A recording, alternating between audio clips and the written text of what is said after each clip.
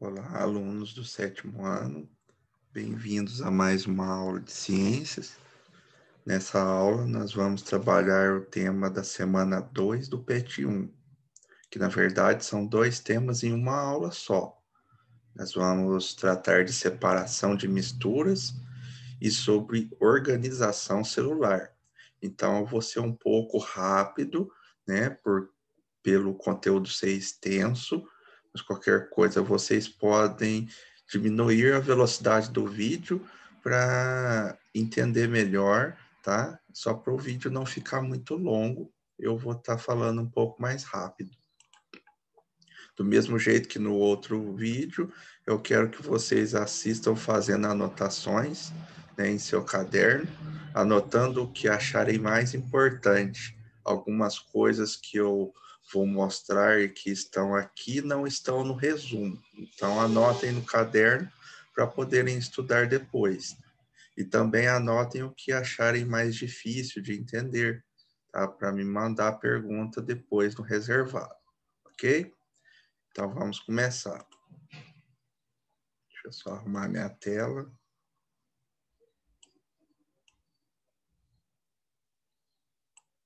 Então, primeiramente, vamos entender a importância de se estudar esse tema, né? Por que é importante separar misturas? Né? Qual que é a vantagem desse conhecimento? O que isso trouxe de bom para a sociedade no geral? E os conhecimentos de separações de misturas trouxeram muitos benefícios para a humanidade, como, por exemplo, aprender a isolar substâncias que são úteis para nós. Na natureza, a maioria das coisas se apresentam na forma de misturas. Poucos materiais e substâncias estão na forma pura na natureza. Então, como a maioria das coisas da natureza se apresenta como misturas, aprender a separar as misturas isola substâncias úteis para nós, né? Como, por exemplo, o sal. Né? O sal ele é separado da água do mar. Aqui nessa foto, vocês estão vendo um exemplo de uma salina, onde o trabalhador está aqui juntando o sal em algumas pilhas, né? Conforme vai evaporando a água do mar, vai acumulando o sal aqui. Então, isso é um processo de separação. É assim que nós temos o sal de cozinha. Outra importância é eliminar impurezas que possam estar no meio ali daquela mistura, né? Um exemplo no próprio tratamento de água. Nas estações de tratamento de água, é feito um processo químico que junta todo o barro, toda a impureza que está na água e acumula aqui na superfície desses tanques, e isso é retirado da água, né, para favorecer o consumo dela.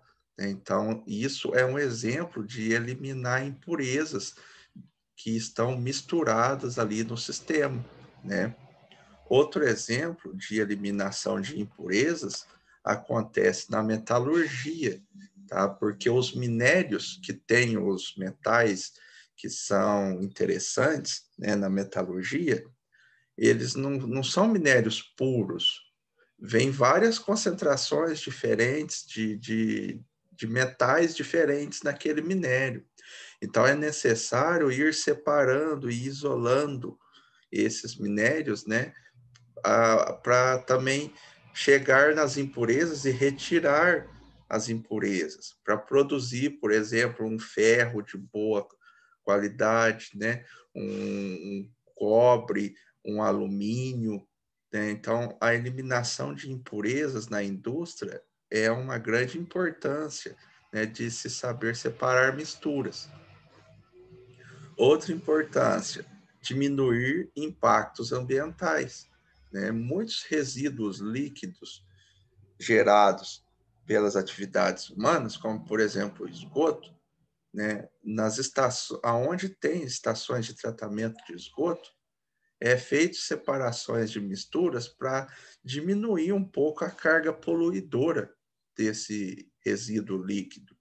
Então, ali no esgoto, né, tem fezes, às vezes tem lixo, que é reciclável, tem areia, né, tem sabão, tem gordura, tem muitas substâncias misturadas. E lá na estação de tratamento de esgoto, cada etapa vai separando algum tipo de resíduo sólido ou diminuindo, né, algum resíduo químico que tenha no meio desse esgoto, para quando ele for solto no efluente, para que ele polua menos. Então, é feita uma separação de misturas aqui também. E, por último, eu cito para vocês a importância de analisar a qualidade e a quantidade dos componentes que a gente sabe que estão misturados. E isso daqui em laboratório é importantíssimo, né, para o diagnóstico de doenças, né, para a avaliação da saúde da pessoa. O exemplo que eu coloco aqui é a análise de sangue. A análise de sangue, um dos primeiros procedimentos que são feitos, né, para a maioria dos exames, é a centrifugação, que é um tipo de separação para separar os componentes do sangue e eles serem analisados no laboratório para ver se estão nas quantidades ideais, nas quantidades saudáveis, né? E várias outras análises também são feitas, por exemplo, no leite, para ver se o leite não está contaminado ou qual que é o teor de gordura dele, qual que é o teor de proteína que tem no leite, né? Entre outros. Então, a separação das misturas é um conhecimento que ele é empregado em vários âmbitos da sociedade. Tá? É importante saber isso. Agora, quais são os critérios que são utilizados nas separações? Como que a gente decide qual método de separação utilizar para separar uma mistura X que eu tenho? Então, primeira coisa, depende do tipo da mistura. E aí a gente tem que lembrar da aula passada, né? Nós temos as misturas homogêneas, que são aquelas que têm um aspecto só, a gente não distingue os seus componentes, e nós temos misturas heterogêneas, que são aquelas com mais de uma fase e que a gente distingue alguns componentes dessa mistura. Então, a primeira coisa é reconhecer, ela é homogênea ou é heterogênea? Porque daí você tem que seguir caminhos diferentes ali para decidir o método de separação. Tá? Observado isso, aí vem o segundo critério, né? Nós temos que analisar as propriedades específicas dos componentes. Analisar ou pesquisar, porque essas propriedades específicas já são conhecidas da ciência. Né? Então, quais propriedades específicas a gente pode usar ao nosso favor para separar o que está misturado? Um exemplo é a densidade. Né? As substâncias diferentes têm densidades diferentes. Então, a gente pode usar isso a nosso favor para separar os componentes. O ponto de fusão e o ponto de ebulição, que são as temperaturas onde a substância vira líquido, é o ponto de fusão. E a temperatura onde a substância vira vapor é o ponto de ebulição. Então, são duas propriedades também muito usadas. Terceiro, a solubilidade. No que o material que eu quero separar, no que ele é solúvel? Você pode pesquisar isso e usar isso para isolar aquele componente da mistura. Né? Algum componente da mistura tem magnetismo? Porque se tiver também eu posso usar um método específico para isolar ele. Né? A granulatura, quando são misturas de sólidos, eu tenho como separar de acordo com o tamanho das partículas? A granulatura é isso, é o tamanho dos grãos, das partículas. Eu posso separar por coloração, às vezes, né? Quando são misturas entre sólidos. E também os estados físicos dos componentes, eles vão entrar na decisão de qual método usar, né? A mistura é só entre líquidos? A mistura é só entre sólidos? A mistura é entre sólidos e líquidos? Isso tudo determina qual processo utilizar. Então, decidir o método de separação é um processo investigativo, né? Você tem que ir pensando nas propriedades dos componentes da mistura e ir imaginando, será que esse vai dar certo? Não, eu acho que esse aqui vai ser melhor, vai separar melhor. Não, não separou tão bem, então vamos usar esse aqui. E assim em diante. Tá? Então, por isso que eu coloquei esse detetive aqui. Decidir método de separação de mistura é um processo investigativo. Então, agora vamos falar dos métodos mais comuns para separar misturas. O primeiro, né, nós vamos ver como separar misturas homogêneas. Tá? Então, esses três que eu vou falar primeiro servem para misturas homogêneas. Primeiro tipo é a destilação simples. O que é a destilação simples?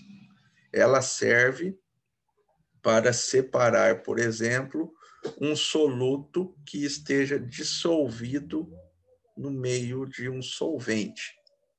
Então, vamos lembrar o que são essas palavras. Soluto é algum sólido ou algum líquido que foi dissolvido. O solvente é o líquido que dissolveu, né? Então, para fazer a destilação simples, você tem que usar um sistema de destilação, né? Quais são os componentes básicos desse sistema?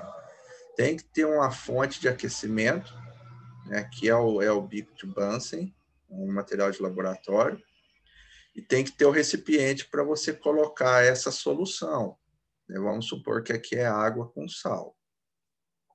Então, você precisa saber o que aqui? O ponto de ebulição do solvente. É essa a propriedade que nós vamos usar aqui.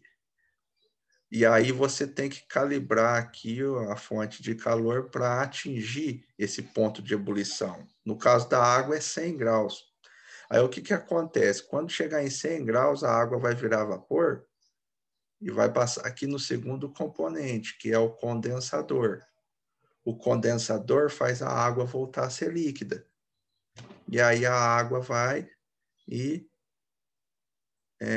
cai aqui no reservatório, que é um outro frasco, né? Quando toda a água evaporar e virar líquida aqui no frasco, fica o sal aqui no fundo desse recipiente. Então, a destilação funciona dessa maneira. Ela é um processo empregado, por exemplo, na fabricação de bebida alcoólica, né? A cachaça é feita com destilação, né? E várias outras bebidas que são chamadas de destilados, elas têm esse nome porque o processo de fazer elas envolve esse equipamento aqui.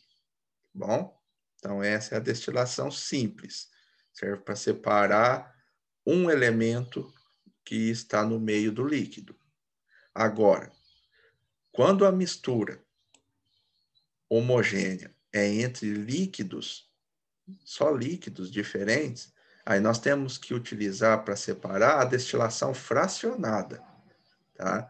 Qual que é a diferença da destilação fracionada?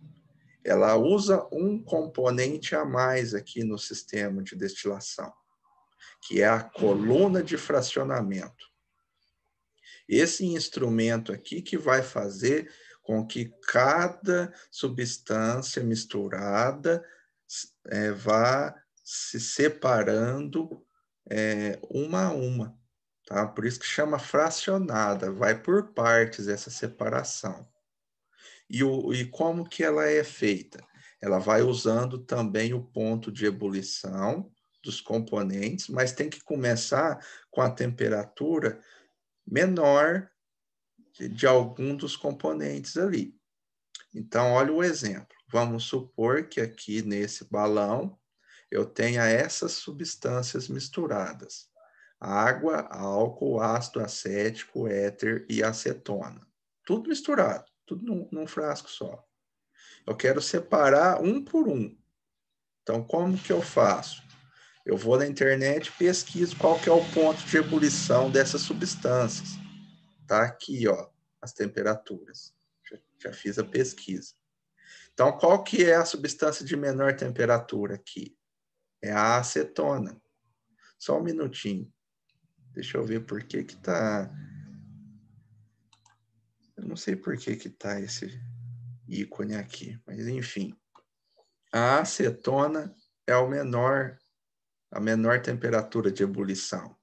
Aí o que que a gente faz? Venho aqui no aparelho que está regulando, né, o aquecimento e coloco lá 56,5 e espera. Vai começar a subir um vapor aqui, e esse vapor é a acetona, né? A acetona vai subir, aqui a acetona vai virar líquido novamente e vai cair nesse frasco. Na hora que parar de acontecer isso, é porque eu já separei toda a acetona que estava na mistura. Aí o que que eu faço? Eu elevo a temperatura para o segundo componente. Qual que é a segunda temperatura aqui? É a do álcool, 78. Então aí eu vou lá no aparelho, calibro para 78 graus Celsius e espero, né? Vai começar a subir outro vapor aqui. Esse vapor é o álcool, aqui ele vira líquido. Aqui eu tenho que trocar, né, o frasco, lógico. E na hora que parar de pingar o líquido aqui, eu sei que eu já separei o álcool. Aí eu vou para o terceiro, né? Qual que é o terceiro valor aqui? É o éter, 89 graus. Vou lá, calibro para 89, né? Que vai começar a subir o éter.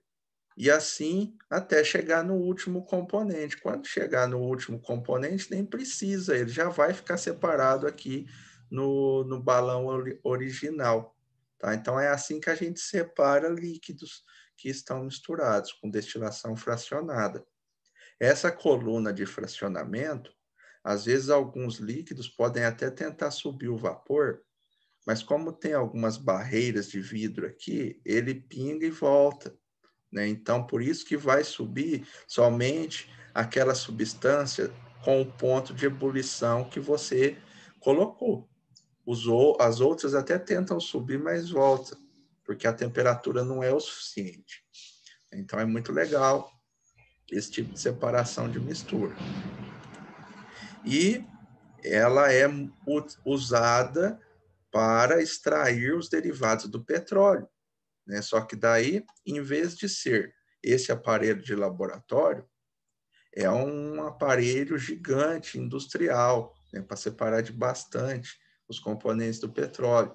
Essa torre de destilação é como se fosse essa coluna de fracionamento, só que em larga escala, né?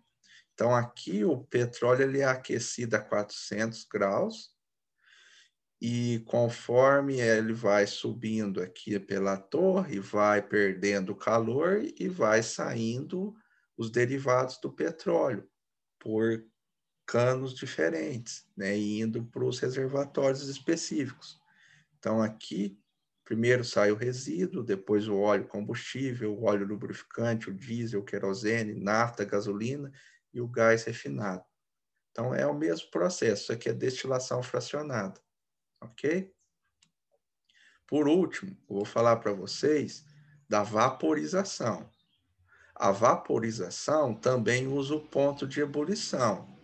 Só que a diferença é que aqui ninguém controla a temperatura. Tá? É uma ebulição que acontece na superfície da mistura. Então, esse processo é demorado. Tá? O exemplo aqui da foto é a produção, a separação do sal de cozinha. Então, aqui vocês estão vendo essas piscinas rasas, né? Elas têm 1 centímetro de água. Para a luz do sol ficar batendo e essa água evaporar.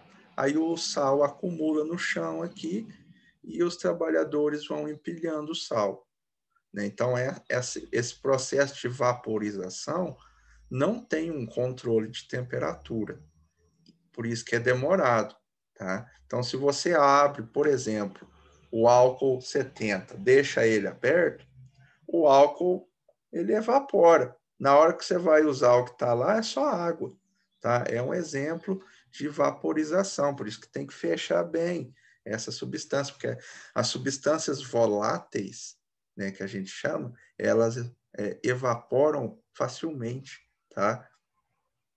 Então, de mistura homogênea, tem esses três. Agora, as misturas heterogêneas, nós temos maior diversidade de métodos de separação, tá? Então, primeiro, centrifugação. A centrifugação, ela vai usar aqui dois princípios. Primeiro é a diferença de densidade dos componentes. E o segundo princípio é a gravidade. O movimento de girar rápido vai fazer com que os componentes vão para o fundo do tubo, né? Então, aqui é usado um aparelho específico chamado centrífuga. A centrífuga promove um movimento de giro nesses tubos, muito rápido esse giro. E aqui dentro daí, por causa do giro, os componentes mais densos vão para o fundo do tubo e os componentes menos densos vão ficar em cima, nas fases de cima do tubo.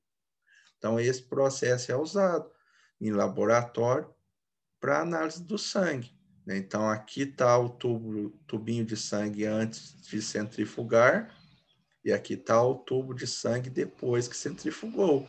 E aí você vê que tem três fases, né? A fase de baixo aqui são as hemácias, que são mais pesadas, então elas ficam separadas.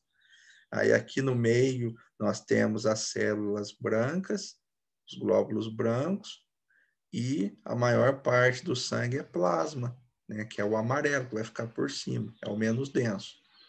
Então aqui o princípio é diferença de densidade e o movimento de rotação, é isso que vai separar, bom? Segundo, filtração. Essa aqui nós fazemos muito em casa. Então, qual que é o princípio usado na filtração?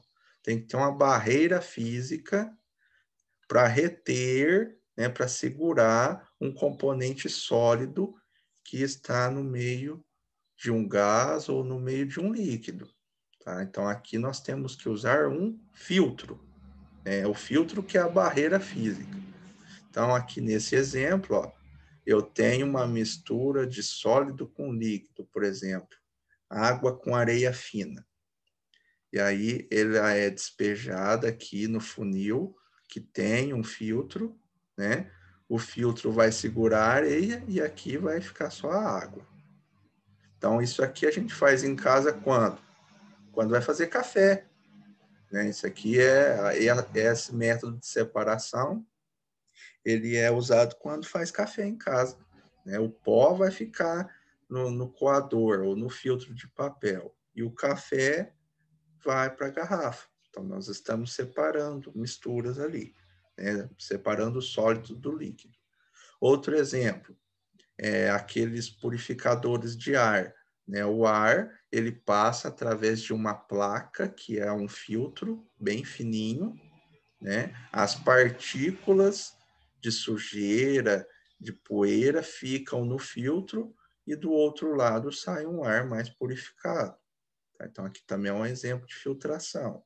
Outro exemplo, quem tem aquelas talhas de barro em casa, lá dentro tem um componente, né, que é uma vela de cerâmica, uma peça assim branca, aquilo lá faz a filtração da água. Aqui eu tenho um filtro de água caseiro, né, com várias barreiras físicas, organizada assim, da mais grossa para a mais fina, né? Então aqui, ó, eu tenho brita, areia grossa, areia fina, carvão e algodão. Conforme a água vai passando por essas partículas, né, desse filtro que eu fiz, a sujeira vai ficando entalada ali entre as partículas. E aqui sai uma água filtrada, né, uma água mais limpa. Então, a filtração usa alguma barreira física para reter um sólido, ok? Terceiro, a decantação. A decantação utiliza a diferença de densidade dos componentes também. Só que essa separação ela vai acontecer pela ação da gravidade, né? Então, assim, como que funciona a decantação? Você tem a mistura, né? O que você tem que fazer com ela? Nada, deixa ela quieta, em repouso. Por quê? Os componentes ali, como tem diferença de densidade, com o passar do tempo, o mais denso vai para o fundo, né? Aqui, ó, o mais denso vai para o fundo e o outro componente vai ficar mais por cima. Aí você consegue separar, né? Derramando devagarzinho o que está por cima ou sugando com algum outro instrumento, né? Então, a decantação pode separar sólido de líquido, né? Esse exemplo aqui também é usado na estação de tratamento de água. Do jeito que a água chega, lá tem muito barro, muita pedra. Então, a água fica parada lá num tanque enorme por 24 horas para essa sujeira mais grossa descer, né? Aí vai a água menos suja para o próximo tanque. Mas a decantação também pode ser usada para separar dois líquidos, tá? Aqui é o exemplo da separação do óleo misturado com água. Aí a gente já tem que usar esse instrumento aqui que chama funil de decantação ou funil de bromo. É a mesma coisa. Ele tem uma torneirinha ali embaixo, ó. E aí o que você faz? Você coloca a mistura ali dentro, né, com a torneirinha fechada e espera acontecer a decantação. O líquido mais denso vai para baixo, que no caso é a água, né? O óleo vai ficar por cima.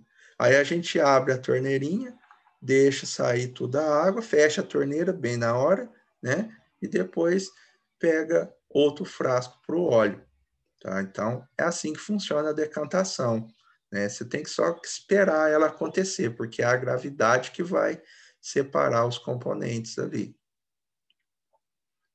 Número 4, a dissolução fracionada. Qual que é o princípio aqui? A solubilidade de algum componente da mistura. Então, quando a gente sabe que um componente da mistura, ele dissolve em algum solvente e o outro não, outro componente não, a gente pode usar isso para separar ele, tá? Então, aqui, ó, eu tenho dois exemplos, tá? Eu tenho sal misturado com óleo. Como que eu vou separar o sal? O sal não dissolve no óleo, mas o sal dissolve na água. Então, o que que a gente faz? A gente acrescenta água no sistema, né? Dá uma misturada. Essa água, ela vai absorver o sal e dissolver ele. E a água separa automático do óleo, né? Por diferença de densidade. Depois, o que é necessário fazer? Mais um método de separação, né? Para separar o óleo e depois separar o sal da água. Mas aqui, se o produto de interesse é o óleo, tá feito, né? Agora, se eu quiser o sal, aí eu tenho que fazer uma destilação depois ainda, tá? Outro exemplo, sal e areia. Qual que é o produto de interesse aqui? Vamos supor que é a areia. Quero tirar o sal da areia. O que que eu faço? Coloco um solvente para o sal. A água dissolve o sal. Então, aí, ó, coloco a água, misturo, né? A água vai dissolver o sal e a areia vai ficar no fundo, né? Por decantação, depois de um tempo. Aí é só eu remover a fase da água com sal, que eu tenho a areia ali separada. Tá? Então, esse processo de dissolução fracionada, você tem que saber qual é o solvente de algum componente. Esse solvente só pode dissolver um componente, tá? Se ele dissolver mais de um, depois é necessário fazer outra dissolução fracionada ou outro processo de separação até isolar o que você precisa. Então, essa daqui, ela não funciona, esse método não funciona de primeira, vamos falar assim. Ele tem que ser usado e, às vezes, ser usado outro depois para separar totalmente. 5. Separação magnética. Esse processo ele é usado quando alguma substância misturada tem campo magnético, como, por exemplo, metal. Então, quando tem algum resquício de metal ali misturado, eu posso separar ele utilizando um ímã, né? Então, eu posso separar esse metal mesmo se ele estiver no líquido, né? Aqui eu tenho um exemplo, ó, de pó de ferro misturado ali com fubá, parece. Como que ia separar isso, né? O único jeito é assim, porque o ferro tem campo magnético, o fubá não. Então, você passa o ímã ali perto, o ímã vai atrair todo o pó de ferro, né? E aí é só você fazer isso várias vezes até retirar todo o pó de ferro que estiver misturado ali, tá? Então, quando um componente tem campo magnético, você pode utilizar a separação magnética. Número 6, a ventilação. A ventilação usa o quê? A diferença de densidade dos sólidos. Só que daí o que vai separar esses sólidos é uma corrente de ar que vai passar por ele, né? Então, exemplos aqui. As pessoas que abanam feijão, arroz, né, para separar o grão da casca. Eles ficam jogando para cima, né, onde está ventando. Porque daí, quando o vento passa, como a casquinha do arroz, a casquinha do feijão, ele é mais leve, o vento leva, né, e aí cai só o grão, né? Aqui outro exemplo é o café, mesma coisa, né? Ele vai jogando para cima com a peneira ali, né? Na verdade, a peneira ele usa só para jogar, tá? A peneira não é usada na ventilação, né? Não é a peneira que faz a separação, é a corrente de ar, tá? Mas aqui o princípio é a diferença de densidade também, ok? Número 7, peneiração. A peneiração, sim, vai usar uma peneira, né? E aqui o que é utilizado é a diferença na granulatura dos sólidos.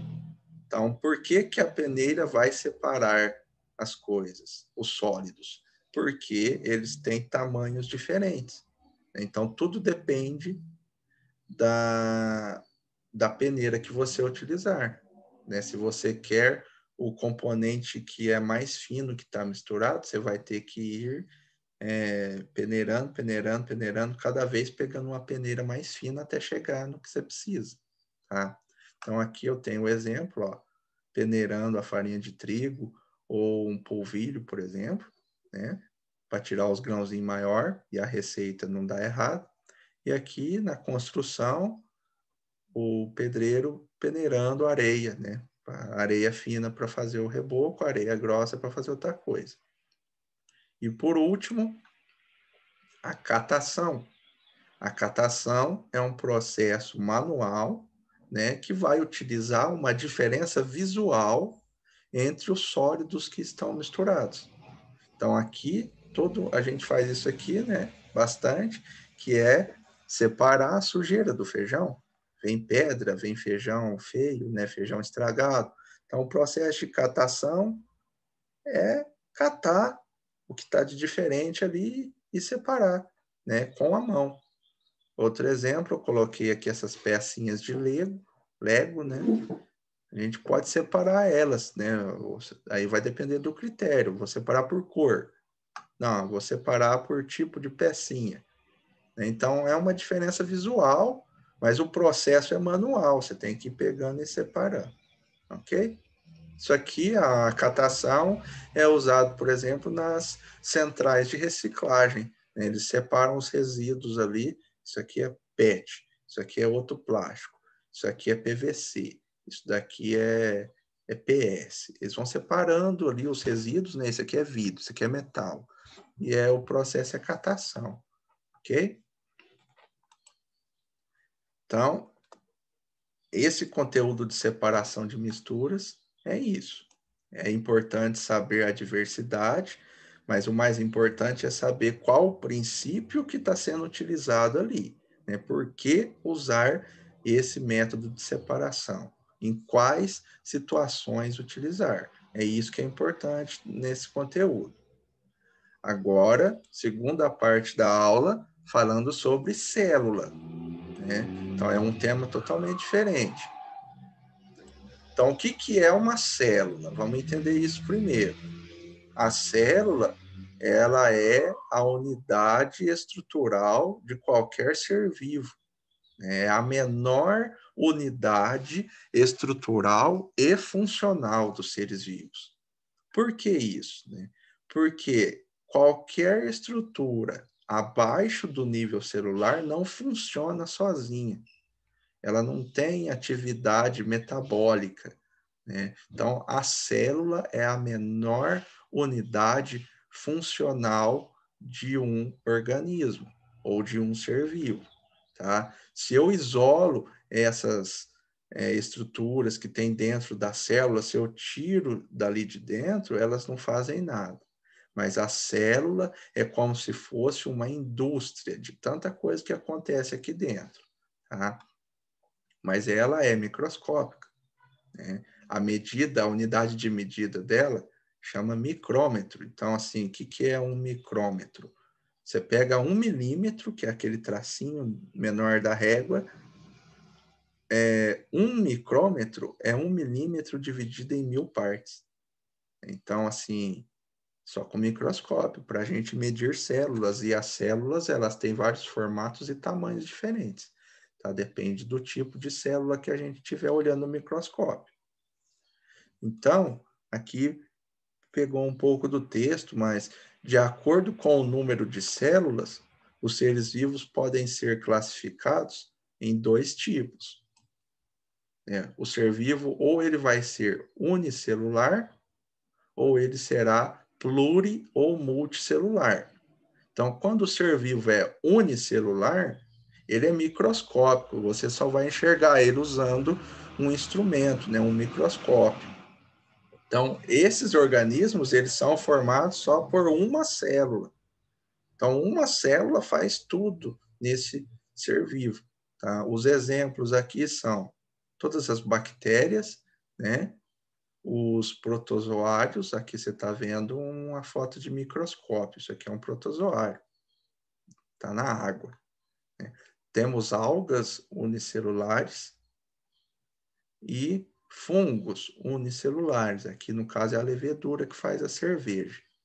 Então, isso daqui, esses seres vivos, eles só são visíveis com o microscópio, por causa de serem unicelulares, né? Agora, quando o ser vivo tem muitas células, né, ele é chamado de pluricelular ou multicelular. Essas duas palavras querem dizer a mesma coisa. O que elas querem dizer? Que tem muitas células naquele organismo. Então, nós, seres humanos, somos multicelulares. Nós temos 36, acho que trilhões de células ou bilhões de células no nosso corpo, né? E uma variedade muito grande também de tipos, só no nosso corpo. Então, aqui, né, todo ser vivo pluricelular, a gente enxerga ele a olho nu, não precisa de aparelho nenhum para enxergar ele. Então, outros fungos são multicelulares. A minha gata aparecendo aí. Outros fungos, como os cogumelos, são multicelulares. Temos os vegetais e todos os animais também, eles são multicelulares, tá bom? Independente da célula, vocês têm que saber que elas têm 3 regiões básicas.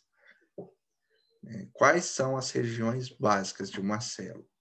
Primeiro, é a membrana plasmática, que é uma película que envolve a célula, né? E qual que é a função dessa membrana plasmática?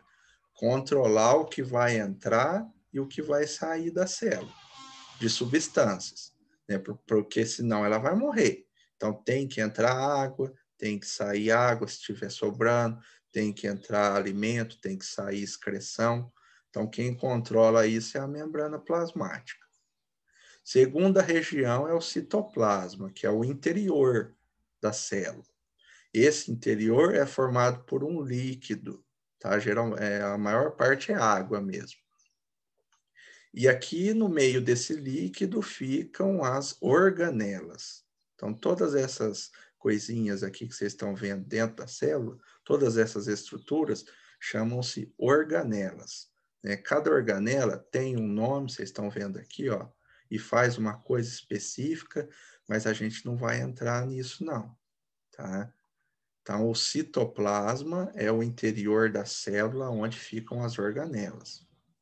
E a terceira região básica é o núcleo, que é essa organela maior aqui, ó. O núcleo, ele é responsável por proteger o DNA, que é o nosso material genético. Então, todas as células do mesmo organismo, né, têm o mesmo DNA e fica aqui no núcleo. E o núcleo, ele controla as atividades aqui da célula. Então, tudo que a célula precisa fazer, aqui é o centro de comando da célula.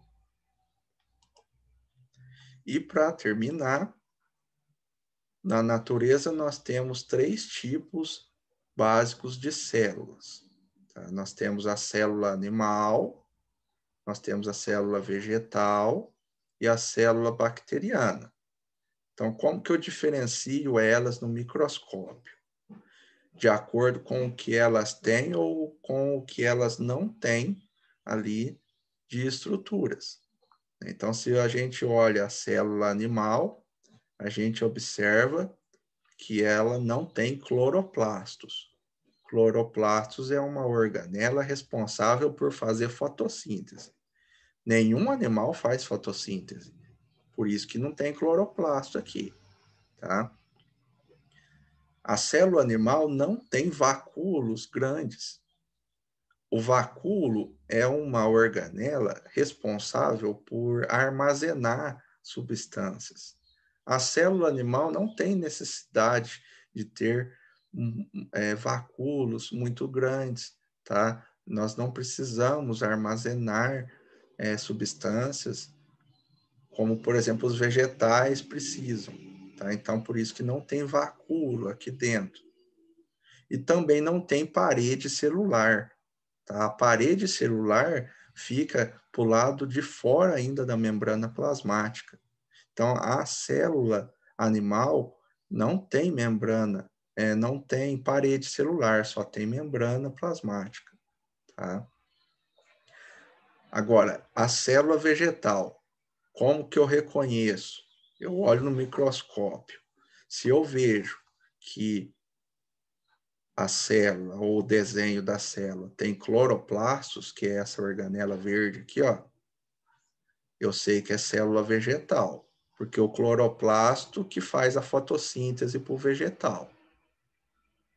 Segunda coisa, se eu olho a célula e ela tem uma parede celular, geralmente é em forma de hexágono ou quadrado, igual está ali. Essa parede celular é uma estrutura de sustentação para o vegetal, senão ele ia ficar tombando, caindo. Essa parede celular no vegetal é feita de celulose, é uma matéria-prima do papel. Então, célula vegetal tem parede celular de celulose. E última coisa, o vacúolo é essa organela aqui, ó. É uma bolsa, é tipo uma bolsa que serve para guardar água ou guardar substâncias nutritivas para o vegetal. Então, por isso que ele é grande, assim, ele maceta as organelas, tudo ali no resto da célula, de tanto espaço que ele ocupa aqui dentro, tá? Então, o vacúolo grande, eu sei que é célula vegetal também. Por último aqui, a célula bacteriana é a mais simples das três, tá? E a primeira grande diferença é que ela não tem uma das três regiões básicas, que é o núcleo. Então, ó, célula animal e vegetal tem núcleo, tá vendo aqui? As bactérias não têm núcleo, tá? O DNA delas fica espalhado aqui no citoplasma. Então, essas células aqui, elas são chamadas de procariontes. Quando a célula não tem núcleo, é procarionte. A vegetal e a animal são células eucariontes, tá? Porque elas têm núcleo, tá vendo? Então, primeira coisa que identifica uma célula bacteriana é não ter núcleo. Segunda coisa que identifica é que elas também não têm organelas, elas só têm um tipo de organela, que é o ribossomo. São esses pontinhos que vocês estão vendo ali. Que o ribossomo faz proteína, então a célula bacteriana precisa fazer as próprias proteínas, então eles têm ribossomos, tá? Agora, a célula bacteriana tem uma coisa em comum com a célula vegetal. Elas têm parede celular, só que não é de celulose. A parede celular da bactéria, ela é feita de outras substâncias, para a bactéria resistir, por exemplo, ao meio ambiente ou resistir ao hospedeiro que ela está infectando, né? Então, essa parede celular é para dar resistência para a bactéria, tá? Mas o material, a substância dessa parede celular é outra substância. Então, desse slide aqui, o importante é saber reconhecer a célula que eu estou vendo nesse desenho. Ela é animal, vegetal ou bacteriana?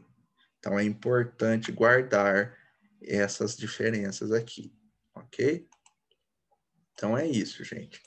Acabou a aula, tá? Agora vocês podem fazer os exercícios da semana 2 do PET 1 e qualquer dúvida, me mande mensagem pelo WhatsApp, tá bom? Até a próxima aula.